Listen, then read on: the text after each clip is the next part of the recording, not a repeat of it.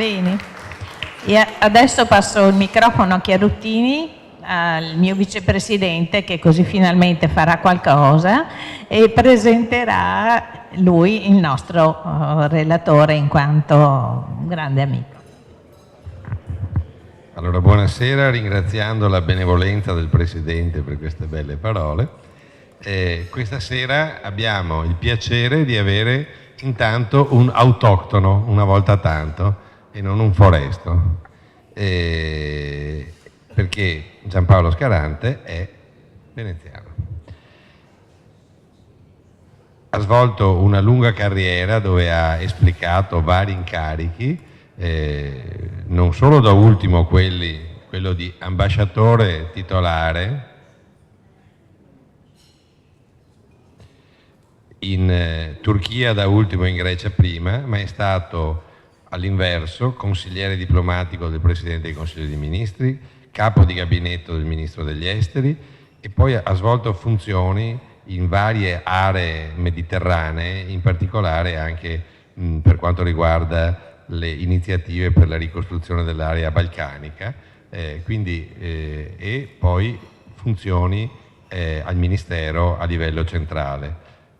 Nel 2015 ha abbandonato la carriera diplomatica perché è andato in pensione, però svolge la sua attività come professore presso l'Università di Padova, naturalmente facoltà Scienze Politiche, e da ultimo ha assunto il non semplice compito di presidente dell'Ateneo Veneto, in un momento particolare e difficile di questa istituzione antica e prestigiosa, che sicuramente sotto di lui vedrà di nuovo una nuova luce per il suo futuro.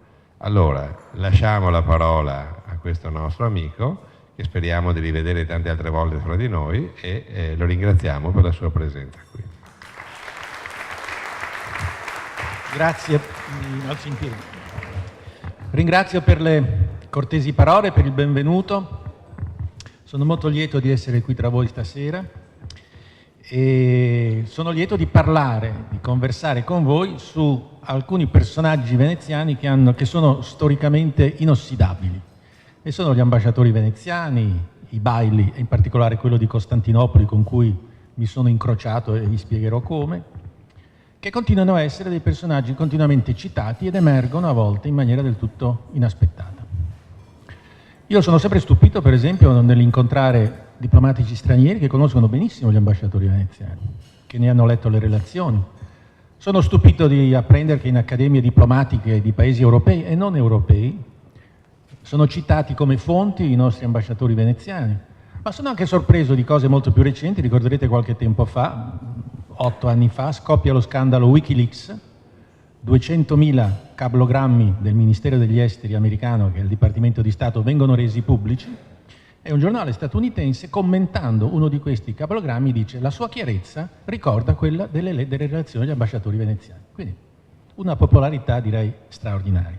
Perché dicevo mi sono incrociato coi baili? Perché quando sono stato nominato ambasciatore in Turchia non immaginavo che la venezianità giocasse un ruolo così rilevante come poi in effetti è stato. Perché ci sono alcune suggestioni, chiamiamole emotive, che fanno pensare ai bali, ma ci sono anche dei fatti molto concreti e molto evidenti.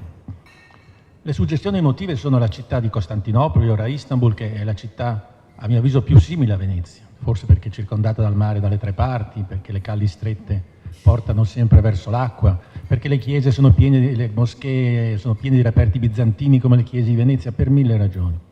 Ma per ragioni molto più concrete, perché l'ambasciatore italiano, per una serie di circostanze, diciamo, storiche, quando è a Istanbul, che non è la capitale, ma è il centro economico, culturale e oggi anche abbastanza politico del paese, risiede nel palazzo che era la sede, l'ambasciata della Repubblica di Venezia, Palazzo Venezia, un palazzo pieno di leoni, 6 leoni in marmo, pieno di arazzi, di specchi, insomma un palazzo veneziano che si trova su Bosforo e che da metà del Cinquecento è la sede degli ambasciatori.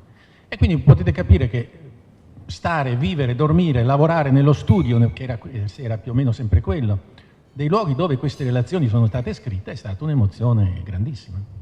Ma non era solo quello, pensate che i legami tra Venezia, Costantinopoli, oggi Istanbul, ma soprattutto con l'impero ottomano, sono ancora così forti, e noi ne conosciamo poco di questo, che il quartiere dove sta Palazzo Venezia si chiama Beiolu. Beiolu vuol dire figlio del bey. Uno pensa a un bey turco, no, si chiama figlio del doge, perché in quel quartiere, a poche centinaia di metri da Palazzo Venezia, risiedeva Alvise Gritti, della famiglia Gritti, che fece una carriera strepitosa dal sultano finendo pascià d'Ungheria, famoso per i suoi ricevimenti proprio a Beiolu, e la popolazione che abitava l'antica Pera, Beiolu e l'antica Pera, diceva il palazzo, il figlio del bey, perché il padre divenne doge. Quindi addirittura c'è questo ricordo preciso come Venezia nella topografia veneziana. Ma per dirlo di più, la stradina che porta a Palazzo Venezia si chiama Posta Cilar. Si chiama Posta Cilar perché per secoli è stato l'ufficio postale di Venezia, che era l'unico ufficio postale che esisteva, che funzionava e poteva trasmettere in 3 o 5 giorni un messaggio da Costantinopoli a Venezia. Ecco, per cui anche per tutte queste cose, questa sera vorrei parlare dei balli veneziani, ma non solo sul piano storico, facendo una specie di gioco, una specie di paragone, comparando i balli veneziani con gli ambasciatori d'oggi, cioè per cercare di capire se questa fama, se la loro, come l'ho definita, inossidabilità storica è motivata, cioè se il bailaggio era l'archetipo dell'ambasciata e se il bailo era l'archetipo dell'ambasciatore o no. Quindi parlerò dei balli e poi parlerò anche degli ambasciatori veneziani. Non vi sono... parlando dei balli, dirò naturalmente, per la prima cosa, vorrei dire che voi sapete chi sono i baili, io penso che i baili siano personaggi, come dicevo, conosciuti, voi sapete chi erano. Erano personaggi scelti dalla nobiltà veneziana, perché voi sapete che il sistema politico di Venezia, forse si sente meglio così, vero? Il sistema politico di Venezia era tale per cui un'oligarchia gestiva la città, era un'oligarchia molto allargata e si faceva carico della gestione dello Stato. Ed è il meccanismo che ha fatto funzionare Venezia per 10 secoli, perché quell'oligarchia considerava gli interessi dello Stato coincidenti con i propri e quindi il sistema funzionava. Non è come oggi che gli interessi collettivi, gli interessi personali non solo non sono coincidenti, ma a volte sono proprio divergenti. Allora diciamo che i balli erano un'espressione della nobiltà veneziana al più alto livello e soprattutto chi arrivava a bailo a Costantinopoli era la seconda o forse la terza carica dello Stato, quindi un incarico molto importante. Come si arrivava? Le famiglie veneziane avevano una serie di figli, il patriarca più o meno, il padre delle famiglie, più o meno capiva il figlio che poteva essere indirizzato verso la carriera militare, per esempio, il figlio che era versato per gli affari faceva la carriera mercantile e il figlio che lo vedeva magari versato per la cultura, alcuni aspetti, lo preparava per le cariche pubbliche.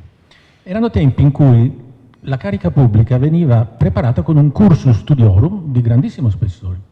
Ecco perché le relazioni sono scritte bene, con incisività, efficacia, perché chi le scriveva non era un personaggio che aveva una cultura specifica, era un personaggio colto. La cultura del tempo era unica. Oggi noi siamo sorpresi, cultura scientifica e umanistica, allora la persona colta sapeva parlare di idraulica come di poesia e come di latino e di greco. I baili scrivono e sono persone così. Erano cioè l'espressione della competenza e della preparazione nella carriera politica. Cioè è uguale ad oggi, insomma, che per accedere alla politica bisogna essere competenti e preparati. Identico, non è cambiato tutto.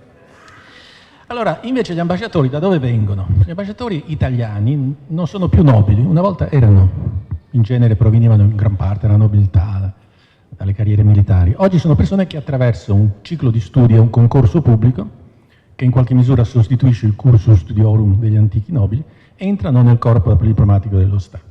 Fanno una carriera progressivamente incentrata e a differenza dei baili sono un corpo unico, cioè con qualche eccezione che avete visto recentemente, ma in genere uno che entra in diplomazia non può passare a un altro ministero e viceversa un direttore generale a un altro ministero non può venire, un corpo unico e competente.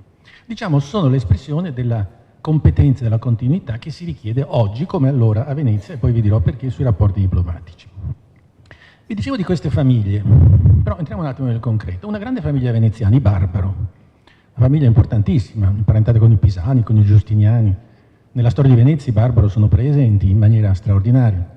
La Villa Maser è una villa voluta proprio dai Barbaro e curata e realizzata sotto la loro direzione. Allora, uno dei Barbaro, Marcantonio Barbaro, a cui va tutta la mia simpatia, parte e viene nominato bailo di Costantinopoli in un periodo che oggi diremmo di grave crisi internazionale. parte cioè e resta 6 anni e lascia Costantinopoli nel 1573. Quindi passa la crisi di Cipro, Lepanto, potete immaginare che tipo di problemi ha altro. Allora Marcantonio Barbaro va a Costantinopoli per raccontarvi cosa fanno gli ambasciatori e comincia a fare quello che fanno gli ambasciatori adesso. Si crea una rete di conoscenze, comincia a conoscere le persone, viaggia un po' per il paese, conosce da vicino il Gran Visir, che è un personaggio straordinario, che si chiama Mehmed Sokolli. Allora, per dirvi com'era l'impero ottomano, questo Mehmed Sokolli era un serbo che era stato preso come giannizzero, era entrato al Topkapi, cioè al palazzo, come scudiero, quindi un livello bassissimo, era diventato Gran Visir. E fu un personaggio straordinario. Allora, nell'impero ottomano, per un lungo periodo, la meritocrazia era un sistema di governo e di poteri. Cioè i nobili non esistevano, esisteva chi negli gradi poteva procedere grazie alle sue competenze. Allora, questo Sokolli, tra l'altro pensate, la famiglia era serba, ortodossa, il fratello era patriarca serbo-ortodosso, pensate com'era il mondo allora, il Gran Visir ottomano era imparentato, è fratello del patriarca ortodosso di Serbia, una cosa oggi stranissima. Allora, il nostro Marcantonio Barbaro diventa amico di Sokolli. Succede in carriera diplomatica, a volte pur facendo ognuno il proprio mestiere, l'interesse del paese, ci sono delle simpatie, delle empatie che si creano. Marcantonio Barbaro, con il Gran Visir Sokolli, che è stato un personaggio della diplomazia europea importantissima, Sokolli ha determinato la storia europea per lungo periodo, diventano amici, ci frequentano, vanno a caccia insieme, a pranzo insieme, al punto che quando partirà Barbaro nel 1573, dopo tutte le vicende che si succederanno, il Gran Visir scriverà al mio ottimo amico, gli indirà una lettera, che è una formula assolutamente inusuale, al mio ottimo amico, per dire i rapporti che aveva. Comunque Barbaro comincia il suo lavoro di ambasciatore, dopo qualche tempo, dopo qualche anno, vede una cosa estremamente preoccupante, cioè vede che l'impero ottomano si sta armando in maniera fuori dal comune. Come lo vede? Oggi è tutto diverso, allora si preparavano gli eserciti per le campagne. L'impero ottomano costruiva galee sulla riva del Corno d'Oro, che erano visibili a tutti, e si vedeva quindi l'accelerazione di queste costruzioni. Decine, poi centinaia di galee che venivano costruite, evidentemente per un'impresa militare. Il Barbaro, naturalmente, il cui scopo era quello di vedere cosa avveniva in funzione degli interessi di Venezia, comincia a preoccuparsi. Poi scopre che la fabbrica di cannoni Topane, che a fianco dove stavamo noi, con i grandi camini, tutto è rimasto praticamente identico. Costantinopoli ha questa cosa straordinaria che la storia la si può toccare con mano. La fabbrica dei cannoni lavora a pieno regime. Marcantonio Barbaro, mentre in giardino, nel giardino dove uscivo io, perché credo sia lo stesso quello che si affaccia sullo studio dell'ambasciatore, sente dei colpi di fucile, manda subito qualcuno a chiedere, una fabbrica di archibugi dal nulla era stata creata a Baiolo. Allora Marcantonio Barbaro comincia a scatenare tutte le sue conoscenze, ma contro chi si sta creando tutto questo riarmo? E allora, siccome anche allora c'erano le fake news, la controinformazione, gli informatori di Barbaro cominciano a dire: ma no, dice, state tranquilli, dice, con Venezia non c'è problema, sono decenni, erano 30 anni che non c'erano guerre con Venezia. No, dice, sono altre cose, potete stare tranquilli. Ma Barbaro non è tranquillo. Barbaro va dal suo amico Sokolli, gli chiede: ma perché vi riarmate? Contro chi? Sokolli deve fare la sua parte e dire: no, dice, noi non abbiamo nulla contro Venezia, stiamo riarmandoci per altre cose. Allora qualcun altro poi va da Marcantonio Barbaro e dice: no, dice, guarda, tutto questo riarmo è contro l'isola di Malta, dice, non è contro Venezia. Insomma, potete immaginare, nelle relazioni di Barbaro tutto questo viene vissuto con una grandissima angoscia, una specie, potrebbe essere un film, un filmato, con questa crescente angoscia. Ma sarà Venezia destinataria di questo riarmo? Dopo 30-35 anni ci sarà una nuova guerra? E Barbaro scrive e permette anche alla Repubblica di fortificare Cipro, perché Barbaro non è un ingenuo, ha capito che potrebbe essere Cipro la destinazione di questo riarmo. E Venezia infatti riarma, rifà le fortificazioni, manda i rifornimenti, fa quello che può per armare Cipro. Allora, a un certo punto però tutto questo finisce. Il riarmo si completa, le galee sono pronte, i cannoni fatti, gli archibugi messi in fila e si devono scoprire le carte. E a un certo punto il Mehmed Sokolli, il Gran Visir, chiama Marcantonio Barbaro. E Barbaro, che non era un ingenuo, capisce che qualcosa di grave sta succedendo. E il Gran Visir lo fa sedere con la consueta amicizia, fa un preambolo di grande amicizia verso la Repubblica e poi gli fa questa domanda. Gli dice: ma quant'è distante Cipro da Venezia? E Barbaro resta colpito, dice guarda 2200 km, non lo so, lo sapranno forse i nostri velisti, no? E gli risponde, e poi il Socoli continua e gli dice ma quanto è distante Cipro dalla costa turca? E a quel momento Barbaro capisce che gli sta dicendo che lasciate perdere perché guardate che è fatta. In quel momento il Barbaro capisce che è finito, ma non è finito il suo lavoro, perché sia a Venezia e sia a Istanbul c'erano due partiti, il partito della guerra e il partito della pace. Guardate, le guerre sono delle cose strane, abbiamo quei militari che ce lo possono raccontare. Le guerre tendono a essere dimenticate. A Venezia dopo 30, e l'ultima guerra era stata nell'Eubea 40 anni prima, si era un po' dimenticata la guerra e quindi era tornata voglia di farla. Io ho visto dalle retrovie, diciamo, non sul campo, ma ho visto delle guerre. Io per esempio ero alla presidenza del Consiglio per la seconda guerra del Golfo, dove sono state prese delle decisioni pesantissime in maniera molto difficile. Io sono stato nei Balcani, quando appena finito l'assedio di Sarajevo, ho visto insomma cos'era la guerra. Sono stato in Cecenia, nella guerra russo-cecena, a Grozny, ancora più terribile. Quindi questo ricordo della guerra era un po' sfumato. A Venezia c'era il partito della guerra, i giovani che volevano guerreggiare, e poi c'era questa Lega Santa che si stava formando e la tentazione di dare una botta al turco definitiva per dire fermati, perché il turco avanzava in maniera inarrestabile. E allora fanno quest'ultimo tentativo Socoli e Barbaro.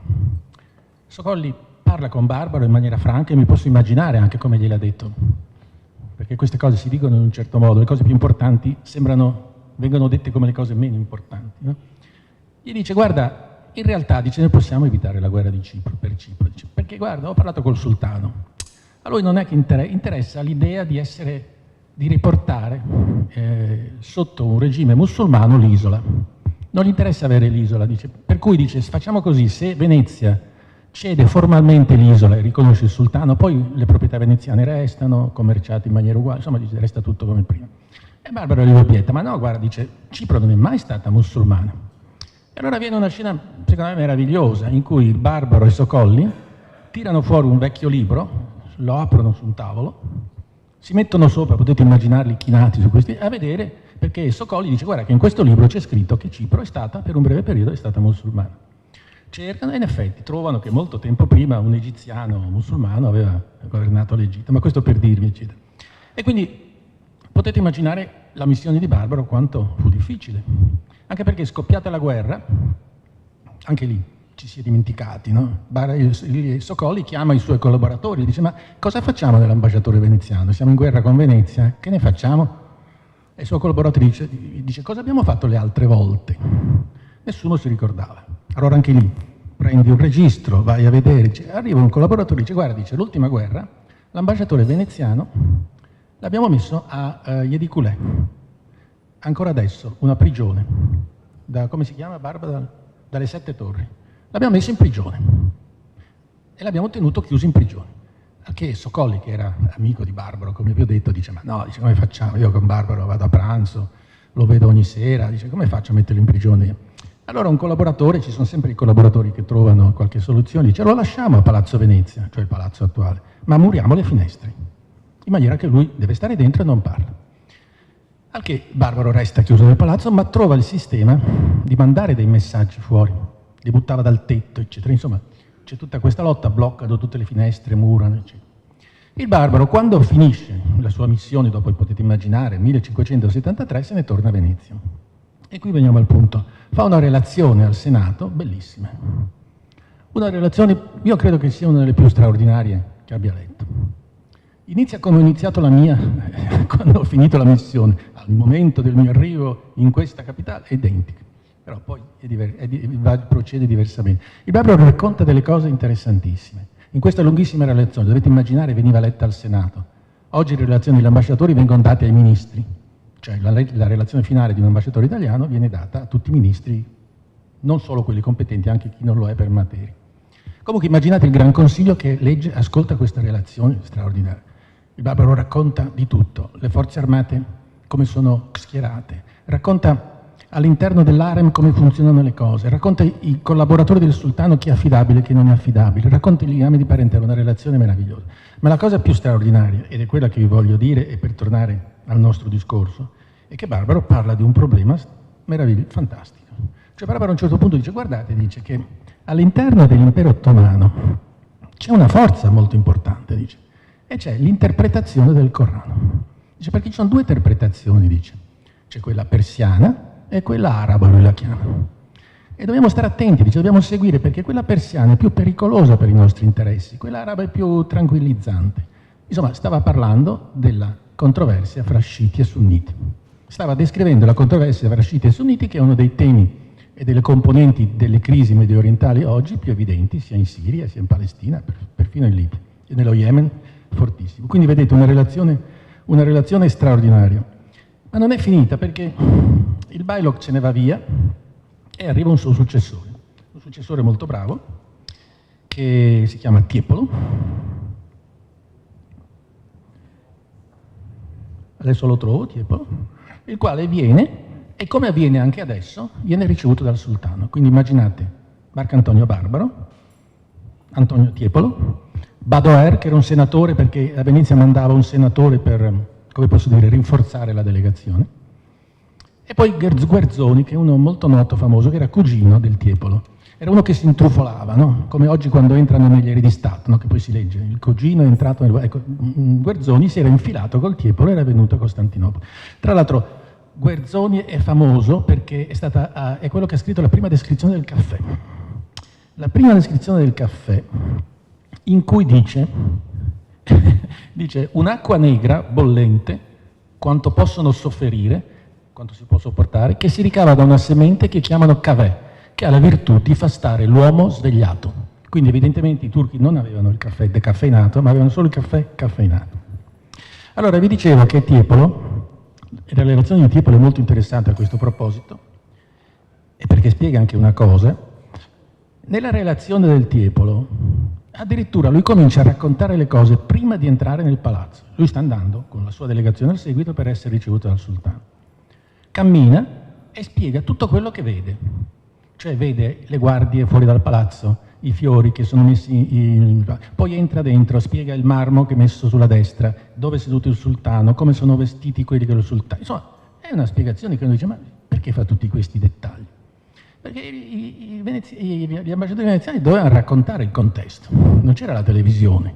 I senatori veneziani che ascoltavano questa relazione non potevano, non è che contestualizzassero, non c'era Piero Angela che racconta il Topkapi. I veneziani dovevano spiegare, e in questa relazione spiega tutto, racconta dettagliatamente quello che vede, come il sultano, come parla, come scrive, insomma una relazione che potrebbe essere un film.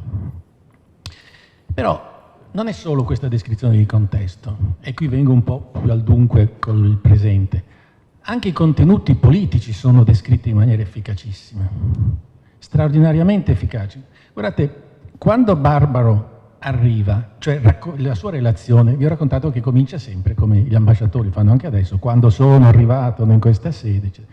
E lui racconta questo. Ricordo che quando io arrivai a Costantinopoli, il negoziato con i turchi era simile a chi giocava con una palla di vetro, che quando il compagno la manda con forza, cioè te la manda con forza, non bisogna violentemente ribatterla, ma nemmeno lasciarla cadere per terra.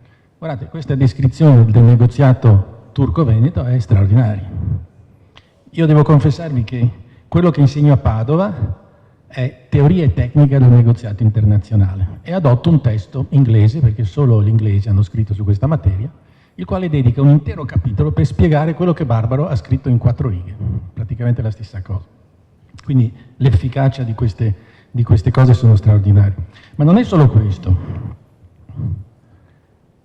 Ci sono anche altre descrizioni che sono altamente divertenti. Per esempio, sempre perché dovevano spiegare il contesto gli ambasciatori, non potevano raccontare una cosa perché i senatori veneziani mica avevano visto, erano stati a Istanbul, no? Dovevano raccontare tutto. E allora cominciano a raccontano anche delle cose che oggi gli ambasciatori non raccontano, perché non è necessario. I dettagli, per esempio, della vita quotidiana, che sono divertentissimi anche questi. Per esempio, sempre Garzoni, che era un dritto, si era infilato nell'ambasceria, era stato lì, aveva scritto un sacco, poi è tornato famoso, eccetera. Scrive, hanno i turchi costumi molto differenti dai nostri, anzi, molti bisogna dire del tutto contrari. Quindi vedete la diffidenza che c'è nei confronti dei turchi. come i morti a seppellire senza luminarie, cioè anche adesso i musulmani fanno i funerali con estrema semplicità, vestirsi con la camicia fuori dal calzone e tante altre. Quindi i turchi avevano anticipato la moda, che credo fosse degli anni 70, di tirar fuori la camicia e tenerla fuori dal calzone. E Garzon ci racconta questo. E invece un successore, dopo ci racconta qualcosa che attiene invece alla loro vita, il loro modo di vivere, dice: i turchi non vogliono passeggiare mai, anzi, dice, si burlano quando vengono cristiani a farlo e dicono che sono pazzi a camminare senza necessità, cioè nemici del jogging, dell'attività sportiva e di quant'altro i turchi. Oggi gli ambasciatori cosa scrivono? Scrivono cose simili? Beh, è una bella domanda, perché a parte quello che vi ho detto, che gli ambasciatori oggi non devono descrivere il contesto. Quando io sono andato da Erdogan sarebbe stato ridicolo che avessi descritto la porta, l'ingresso, la cosa, perché insomma più o meno si immagina o si sa com'è, no? Però scrivono molto gli ambasciatori attuali, perché il Ministero degli Esteri riceve ogni giorno 2000 telegrammi in partenza e in arrivo, che sembrano tantissimi. Poi in realtà dei 2000 telegrammi 2/3 sono per adempimenti amministrativi di cui siamo oberati e quindi resta una piccola parte che è data alla politica. Ma come scrivono gli ambasciatori oggi? Beh, scrivono in maniera molto diversa, molto diversa per molte ragioni. E hanno anche una difficoltà in più, perché guardate, mentre Marcantonio Barbaro nella sua attività aveva un faro, cioè lui aveva gli interessi della Repubblica che conosceva, perché erano i suoi, della sua famiglia, della sua parte, e dall'altro lato la Turchia, che era l'impero ottomano, quindi doveva semplicemente guardare quei due aspetti e cercare di vedere cosa era contrario a favore dell'interesse di Venezia. Oggi un ambasciatore ha un mondo davanti, frastagliato, interconnesso, con un enorme problema. Allora, vi dicevo, cosa scrivono oggi gli ambasciatori? Io vi posso leggere, ma molto brevemente, 2 brevi tratti che ho scritto nel mio rapporto finale, che è molto peggiore di quello del Barbaro, devo dire la verità, soprattutto dopo che l'ho letto e l'ho comparato, è grandemente inferiore. Però per darvi un'idea del modo in cui si parla e di quello che in fondo si cerca di dire, in maniera molto più contorta di quanto fanno gli ambasciatori veneziani. Parlando dell'allora primo ministro Erdogan, poi diventato Presidente della Repubblica. Dicevo, nel 2015, marzo 2015, la società turca è ancora più divisa e polarizzata dal suo autoritarismo crescente, suo di Erdogan. Stampa e giustizia imbavagliate possono preservare questa leadership dalle inchieste sulla corruzione, ma non creare un corpo sociale, coeso e unito, che possa portare avanti il grande disegno politico di Erdogan, che in queste condizioni appare in prospettiva in tempi più o meno lunghi destinato ad arrestarsi. Più o meno. Diciamo, il grande disegno, mi riferivo alla grande nazione morale, potente, eccetera, che in qualche modo oggi ha segnato dei passi indietro. E poi dicevo, un crescente autoritarismo accompagnato da invasive pratiche di islamizzazione divide sempre di più il corpo sociale turco, cosa che poi è accresciuta e aumentata, rendendo il paese incerto e tormentato e mantenendolo nella sua storica incapacità di affrontare e soprattutto di risolvere i grandi temi della sua storia profonda, ad esempio la questione curda e quella armena, che sono destinate a restare aperte, cosa giusta. Ma io voglio concludere perché il pranzo incombe e sono stato minacciato dei 30 minuti e credo di essere all'interno dei 30 minuti. Allora, cosa c'è in fondo che accomuna gli ambasciatori veneziani e gli ambasciatori attuali? Io credo, e ne sono convinto, che la cosa che li accomuna è quel tentativo intellettuale e politico di penetrare la realtà del paese, per capire dove sta andando. È uguale, anche oggi l'ambasciatore che va deve farlo. Perché ogni paese si muove secondo delle forze profonde che non sono le forze contingenti. La politica estera di un paese, gli interessi profondi, restano in maniera permanente o semipermanente. Ambasciatore, come era Barbaro, come ero io, come gli ambasciatori di allora e di adesso, devono cercare di cogliere le forze profonde, che sono quelle importanti. Perché guardate l'Italia, abbiamo avuto 52 governi in 50 anni, la nostra politica estera avrebbe dovuto essere ondivaga, no? Invece abbiamo avuto una politica estera coerente, perché gli interessi di fondo del paese sono sempre rimasti gli stessi. Allora, in questo tentativo di penetrare e comprendere gli interessi di fondo di un paese, io credo che sia rimasta la comunanza di impegno e di attività da parte di ambasciatori e non ambasciatori. E poi permettetemi di finire dicendovi, da quello poco che vi ho detto, che insomma è stato abbastanza superficiale, andrebbe approfondito, ma insomma, emerge un'altra cosa, la straordinaria modernità della Repubblica di Venezia. ma non è una frase banale. Pensate un attimo, la Repubblica di Venezia aveva il suo core business in che cosa? Nel commercio internazionale, una delle cose più ovvie che oggi ne possiamo pensare. E che impero aveva Venezia? Aveva un impero strumentale. Venezia non voleva far diventare veneziani tutto il Mediterraneo, non ci pensava neanche. Venezia voleva avere un sistema di logistico per permettere, e mi rivolgo ai nostri velisti, di arrivare con porti veneziani fino in Levante. Se voi guardate la cartina lo capite. Era un impero strumentale, cioè una cosa completamente diversa dal colonialismo ottocentesco, da tutto quello che è successo. La mission, oggi diremo, di Venezia era una mission modernissima, cioè paragonabile a quella di oggi. Ed ecco perché sono nati i baili. Perché i baili veneziani impersonificavano la necessità di un corpo qualificato e preparato che accompagnasse questa mission modernissima. E non a caso poi è diventato generalizzato il corpo diplomatico di tutti i paesi nelle epoche successive. Io mi fermerei qui, vi ringrazio. E se c'è qualche domanda, non lo so, questo lo lascio alla gestione del Presidente. No, noi ringraziamo l'ambasciatore Scarante per le sue parole e per l'entusiasmo con cui ci ha rappresentato una professione che era quella dei baili, ma anche quella dell'ambasciatore attuale, che francamente ci fa molto pensare e ci dà anche la speranza che continui ancora a esserci una forza, diciamo, pubblica, che conduce ancora delle persone che comunque abbiano nella loro compiere il loro dovere quel senso di responsabilità e quell'amore per la propria nazione, per il proprio Stato, che insomma le distingue e le porta avanti. E come certamente è stato lei nella sua attività, perché lo dimostrano le parole e l'entusiasmo che ha dimostrato anche adesso. Io non so se sia il momento di far fare delle domande, perché tutti stiamo aspettando di mangiare, o forse ne consentiamo una a Gard, oppure le facciamo, ma visto che abbiamo 10 minuti, mi dicono, per il risotto, possiamo allora consentire. Per i ravioli.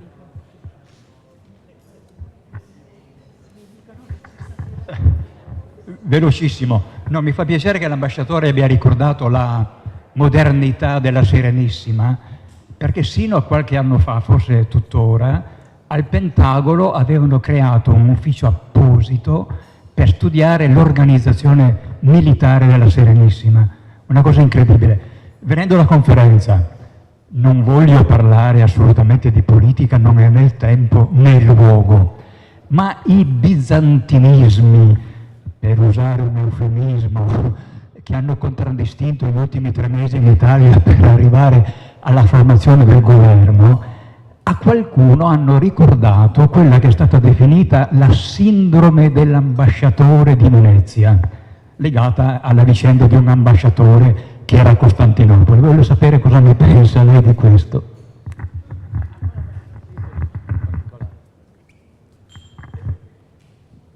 Dunque, aspetti, mi alzo.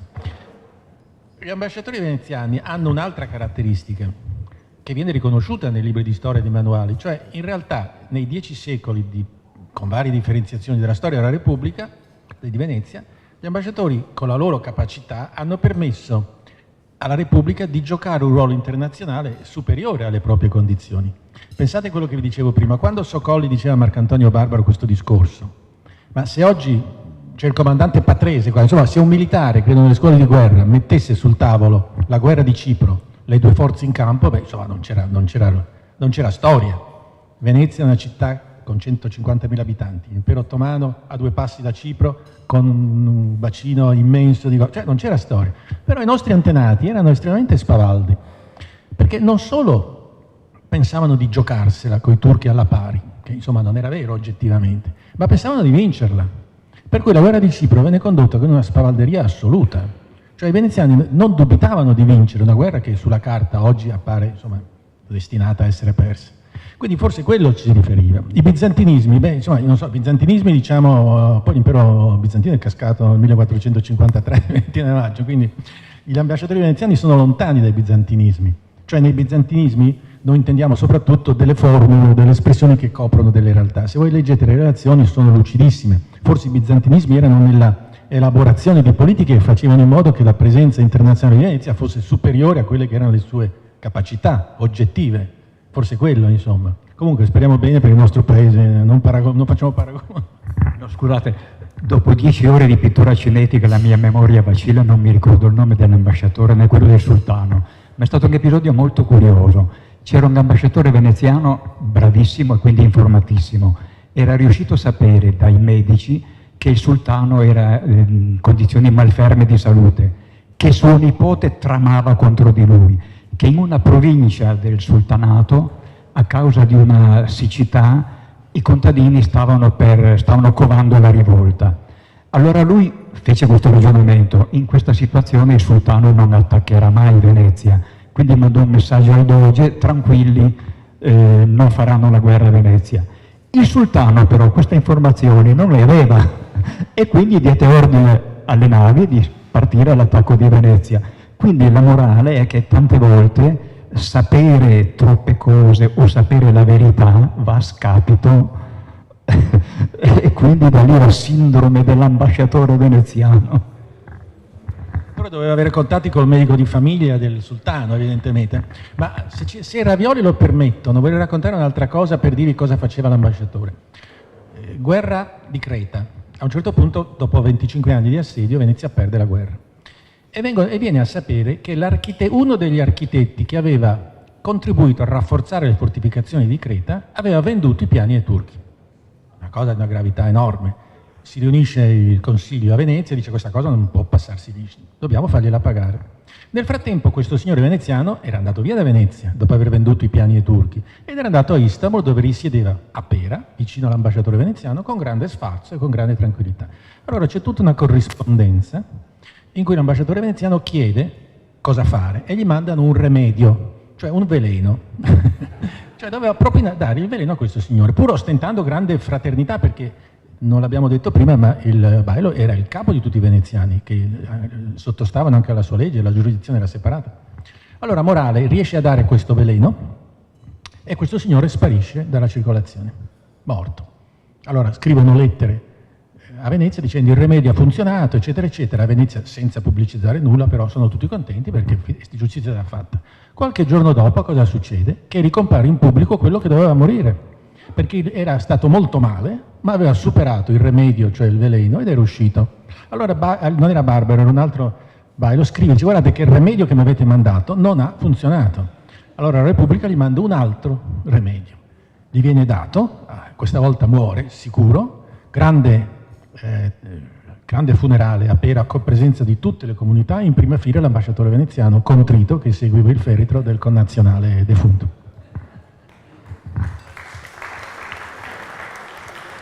Beh, anche la storia recente ci rammenta che non sempre si muore quando viene pronunciato, e insomma c'è qualcuno che rinasce e si presenta in televisione.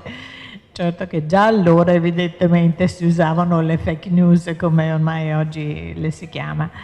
Niente, noi ringraziamo il dottor Scarante per la presenza e ci auguriamo anche che voglia essere nel futuro spesso nostro ospite, se non nostro socio, che ci farebbe ancora più piacere.